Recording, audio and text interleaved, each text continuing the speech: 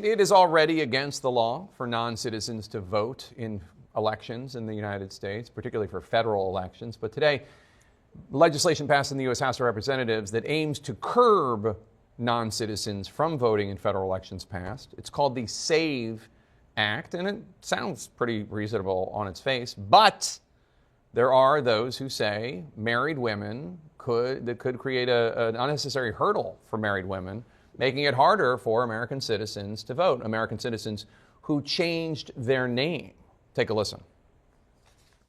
I know for a fact that I did not serve this country for women to not be able to have the right to vote. Let's not forget that a lot of women that are married do not have a name that matches their birth certificate anymore. If you're a woman in this country and you have a married name, you need to order your passport. You need to order it today. You need to order it right now.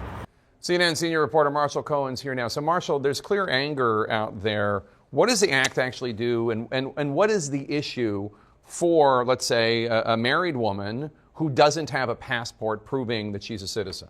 Right. So this bill would require proof of citizenship. You got to prove your citizenship when registering to vote in federal elections. You can do that with a passport. You can also show a birth certificate. In some states, a driver's license would work too. But of course, the rub is that the names have to match. And as you just heard, for millions of married American women, the name on their birth certificate might not match what's on their current driver's license. And then on top of that, 50% of Americans don't have a passport. These are the reasons why Democrats have said that this bill, in their view, is voter suppression.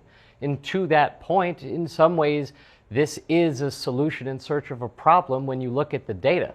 The most comprehensive studies out there have looked at 23 million ballots, a study with 23 million ballots, and 0.0001% were from undocumented immigrants or non-citizens.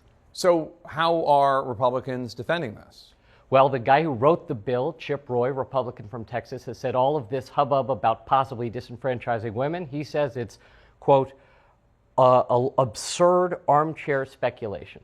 I should point out that many Republican women voted for this bill today on the House floor. They pointed out that there are provisions in the legislation that tell the states that they need to come up with a plan for people to rectify discrepancies in the documents. And also, Jake, Republicans have defended this bill by saying that it's popular. I looked at some of the recent polls, Gallup and AP, when they asked people broadly, do you think that Americans should prove their citizenship before voting? It's about 70 to 80% that say yes. But of course, you know, we'll see. It's not law yet. Next stop is the Senate, where Democrats could filibuster it.